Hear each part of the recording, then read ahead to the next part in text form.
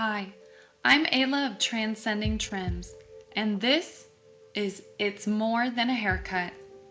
Real talk from behind the chair, unfiltered stories, deep reflections, and the raw truth about life in the beauty industry. Let's explore the emotional side of making others feel beautiful while learning how to hold on to our own confidence too. Season 2, Episode 4. Why I Left Social Media and Nearly My Marriage. The year I unplugged, hit rock bottom, and rebuilt everything from the inside out.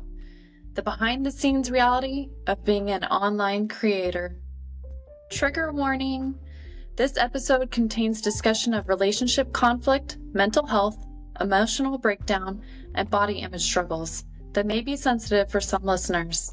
If that feels tender for you right now, feel free to skip or come back when you're ready. Please take care of yourself and listen with discretion.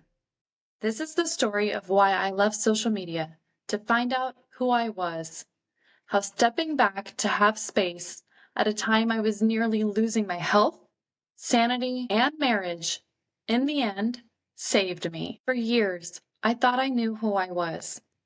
Ayla Davis, the hairstylist, the perfect wife, and the girl with the curated posts and polished images that kept my business afloat.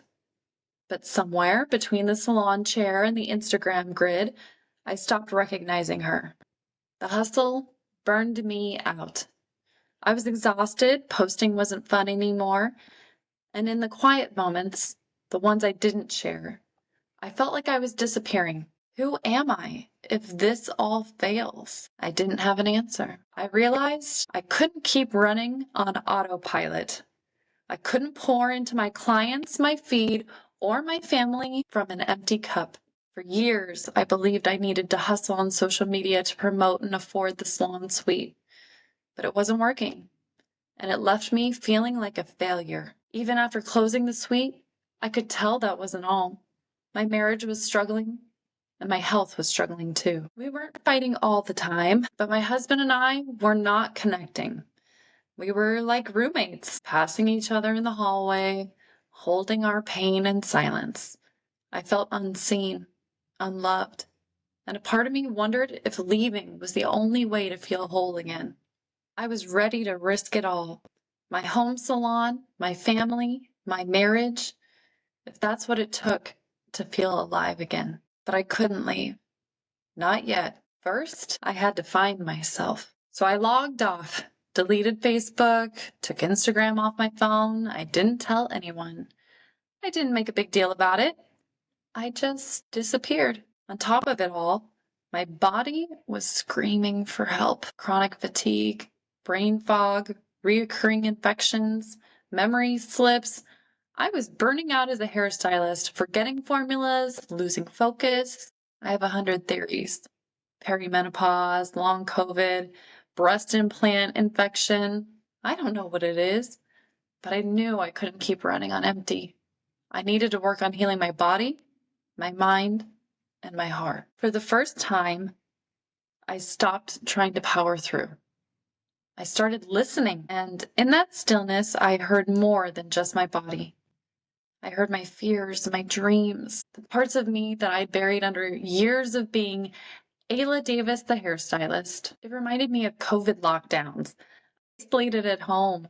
But this time, I wasn't longing for outside connection. I was falling in love with my space, my rituals, my body, my family, and with myself. I was mourning Ayla Davis, but she was never the whole story. And in that grief, there was relief. I didn't have to perform anymore. I began to build a life offline, beautifying my home instead of my feed, lighting candles, pulling out tarot cards, journaling, surrounding myself with things that made me feel like me, not what I thought the world wanted me to be. Reclaiming the pieces of myself that I'd hidden because they didn't fit into someone else's box. For the first time in years, I wasn't editing my life for an audience. I was living it. Something shifted for my husband too. He stopped doom scrolling, turned off social media, and the endless politics and news cycle. We started couples therapy, and for the first time, I was honest. Brutally, terrifyingly honest. I told him things that I had been holding in for years. That I needed emotional safety, that I needed partnership, not just proximity. It cracked us open. It wasn't easy, but we talked, really talked. I shared my fears, my resentments, the places I felt unseen. And he was scared. I was scared. Scared I'd leave. Scared I would change too much. Scared that we would both change. We started seeing each other again, not just as partners or parents, but as people. We learned to listen without fixing, to speak without fear. We made time for each other instead of scrolling past each other. We made each other a priority. We learned each other's tics, secrets, desires. We felt like a team. It wasn't perfect. It still isn't. I'm fast to process and release. He's slower and quieter. But we're learning to hold space for each other's pace. It's been hard.